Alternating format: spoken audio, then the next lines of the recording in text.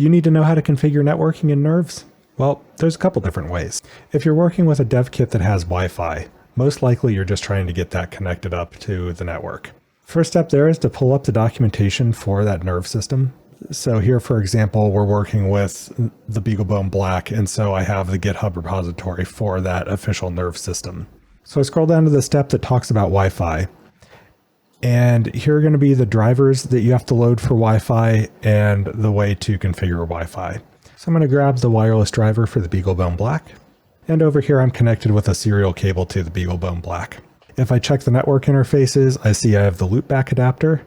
And I also have the USB gadget mode adapter here providing an Ethernet connection over USB. But the wireless adapter hasn't showed up yet. So if I load that wireless driver, and then I check the network interfaces again, I see I have the wireless LAN driver here, but it's not connected to anything yet. So I need to give it a network configuration. I can do this with the VintageNet Wi-Fi module. And there's a command called quick configure, which will take an SSID.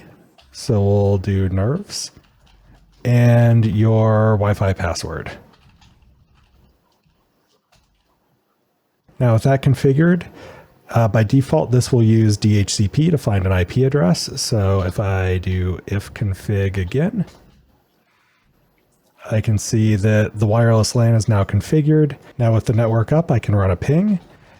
And this is an emulated version of ping, not the Linux executable.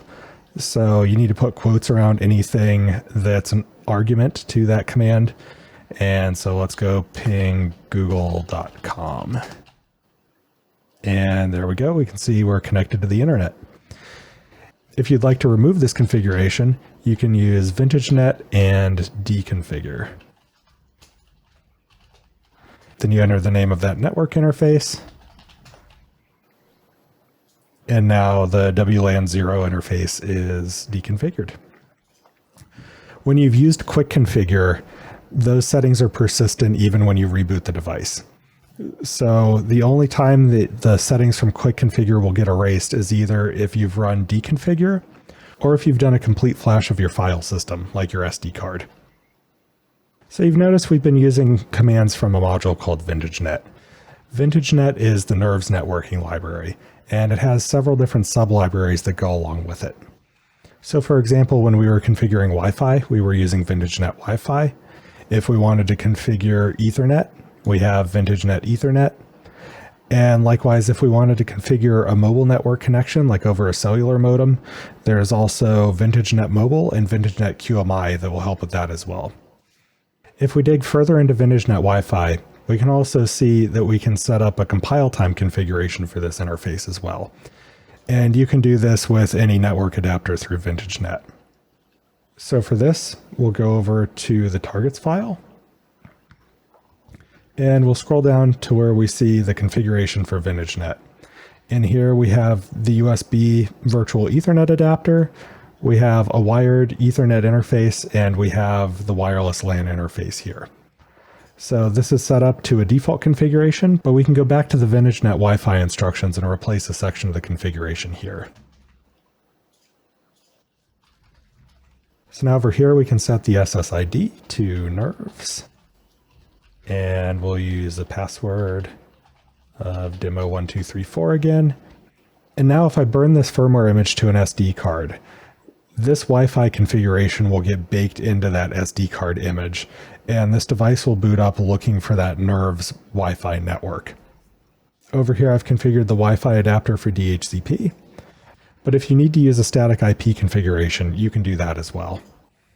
Now, if you don't want to have your SSID and password hard-coded, that's not a problem. You can also use system.getinv as well, and this will let you get those values as environment variables rather than having to bake them into the configuration.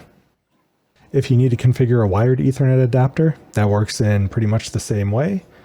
Up in your wired Ethernet adapter configuration, it defaults to DHCP for IPv4, so as soon as you plug a network cable into that interface, then it's going to go out and try to obtain an IP address through DHCP.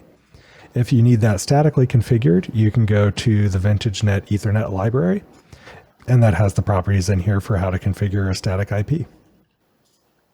Configuring cellular networking is going to be out of scope for this video, but just so you know, one library that helps provide cellular connectivity is VintageNet Mobile, and this is for modems that take AT commands. The other library is VintageNet QMI, and this is for cellular modems that can speak that QMI protocol.